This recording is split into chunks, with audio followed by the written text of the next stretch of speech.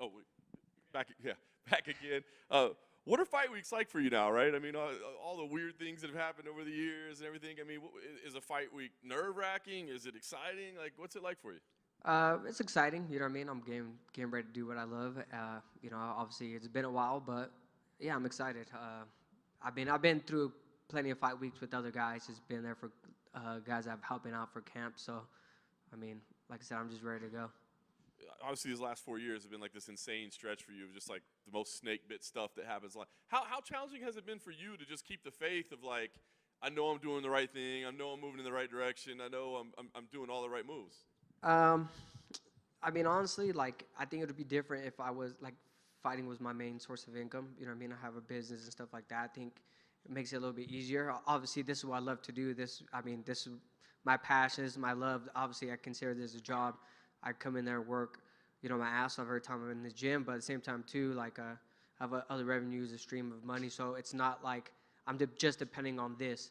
You know what I mean? I got my acai business, and I have other things in the background that I do. So, like I said, like it's exciting. I'm just excited, to have fun again, be able to be myself, and go out there and shock everybody. It's awesome. I wondered about that. Like your family's growing, right? Business is doing well. It's like all these things like outside are doing fantastic. Has that been, I guess, A, helpful, and B, has it been weird to be like, hey, I'm happy with all this when you were chasing this dream of being a fighter that I know you've had for a long time? Um, no, I mean I think it's all the same. I don't think I'm probably one of the hardest people to get to. I guess you can say like even like when people talk smack on me on social media and stuff.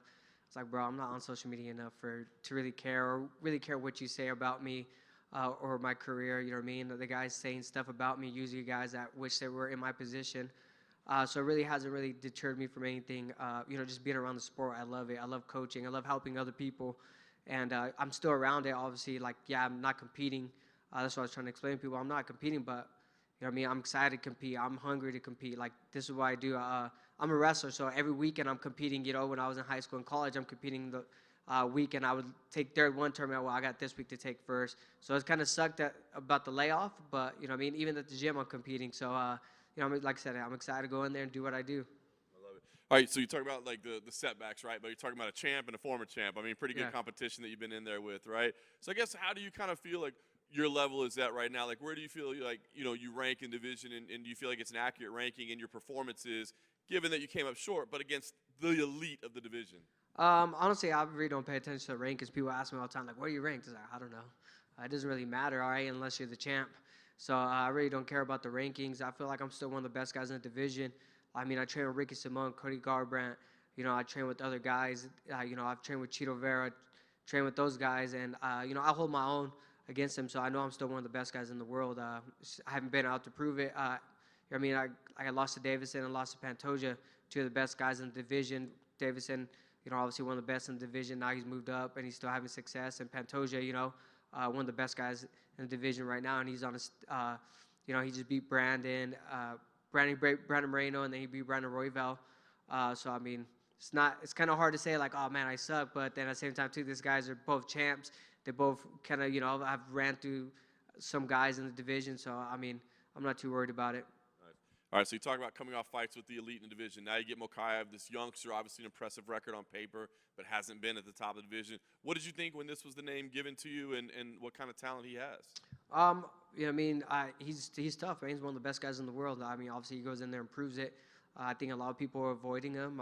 To me, it doesn't matter. I always say yeah to every fight. You know what I mean? Obviously, after all those cancellations, I went from Matt Chanel to Askarov to like, you're gonna fight Pantoja. Okay, cool. It wasn't like, you know what? I'll sit out a little bit longer. That was the name they given to me. So my job's to fight, not to matchmake.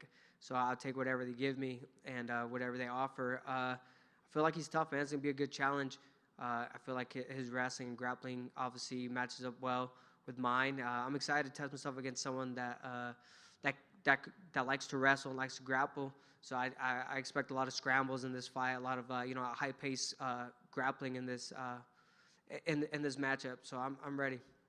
I know you said you don't let the critics' voices get to you at all, but there's a chance to silence a lot of them with an impressive performance here. Does that appeal to you at all to be able to just tell the world, like, F you, you know what I mean? Like, I'm back, I was always here? No, I'm really. Honestly, I always tell people I can care less what people think about me. If I did, I would be just like everybody else. Like, fuck, I get on social media. I've had people talk shit on me in social media. I've had people freaking DM me stuff. I just laugh at it. I think one of the like lighter-hearted guys. I know people get really offended by it. I mean, even when Marcel will post a picture of me and someone puts something about me and shit, not being on the same card, I just fucking comment on it like laughing faces, like, fuck, he got me on that one. You know what I mean? I make fun of myself. I talk shit. My family talks shit to me. You know what I mean? So I'm not really worried about what other people say or their opinion of me. I can care less. I love it. Last thing for me, like I said, you do have a nice ranking in the division. Win here would be meaningful, but are you making future plans? I mean, it's been so hard to get consistent. Are you thinking, well, if I win here, now I get a number one contender fight, or now I get to challenge this guy? Are you thinking about like past this, or is it just about Saturday? No, it's just about Saturday. I've always been about just worry about what's in front of me. Just keep fighting, keep winning. They can't deny you, right? So I win this fight on Saturday and go on to the next one. I'm not really worried about what's next. I'm just worried about this fight on Saturday night. Hey Alex, has it been annoying, like with people bringing up all of the cancellations when like almost half of those weren't even your fault? No, I think it's funny. I mean, obviously, you know who the real fans are and who aren't. Like on my record, yeah, it says cancellation. Obviously, don't say like, oh, this guy pulled out, this guy pulled out, this guy did this. You know what I mean? It is what it is. It's on my record. I always tell people you gotta own up to it. Like, fuck. The shittiest part about like our sport is that we're in front of you guys, right? We're in front of the media. And internet's undefeated. So I just embrace it. I'm like, fuck it. What's the worst gonna happen? These guys don't know me. These guys don't run my life. I can care less what people think of me or what they say about me. It doesn't affect my daily life. Like as long as my son's happy, my family's good. My mental is good. I mean, like I feel great. I'm happy. I'm in a good spot mentally, physically. So like I said, I'm excited. I can really care less what they say about my record. Last thing about your record, Come on, man. Your last cancellation, it was a scary one, right? And not a lot of people knew what was going on behind the scenes.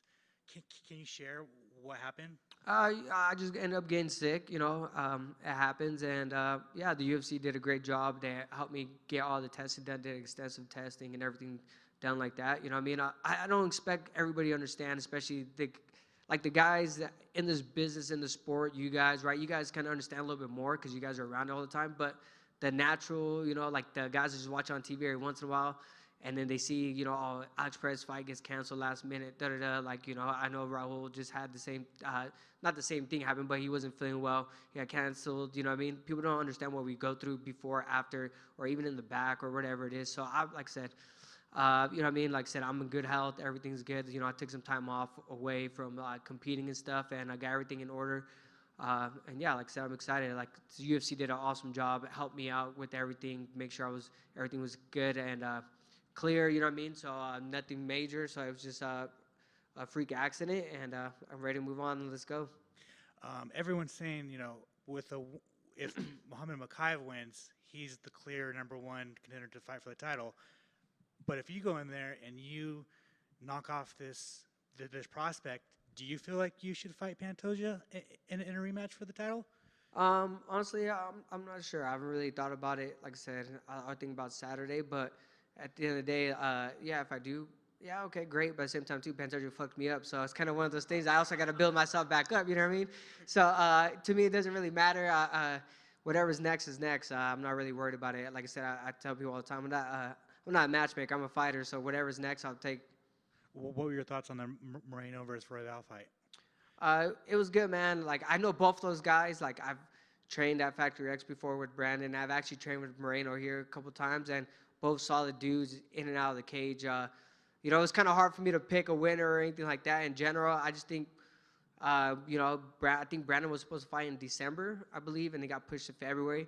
People don't understand, like, you get more time in camp, but sometimes that's a bad thing. I just think he had an off night. I mean, best guys in the world, you just don't know what's going to happen. It's never going to be guaranteed. Like, this guy's ranked 1, this guy's ranked 2, so number 1 guy's going to win or whatever. I think it's an off night. You know what I mean? I don't take anything away from Brandon Royval. He came out there like a dog. Because Pantoja fight kind of slowed him down a little bit. I think he kind of wasn't himself in that fight, but I think he kind of came back too. So like, props to Royval on freaking coming back to being himself. And you know what I mean? Brandon's a champion. He's gonna be back. He's gonna be, grinding again. I just think he deserves some time off, and he'll get back in there. How's it been living in Las Vegas? It's all right, man.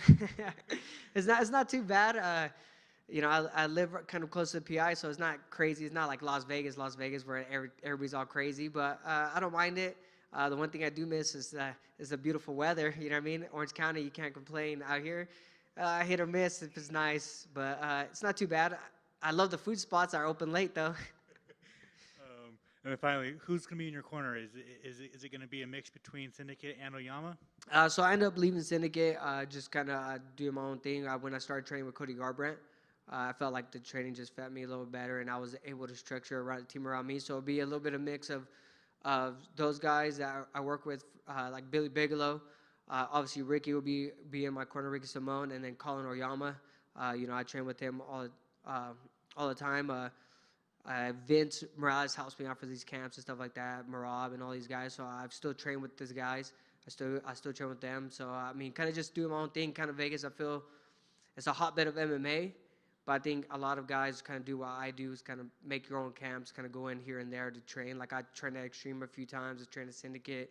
So I kind of did that, and then finished off my camp at Team Oyama. So like I said, it was fun. It's probably one of the best camps I've had. Just mentally, physically, I feel probably the best I've felt in a really long time. Thanks, man.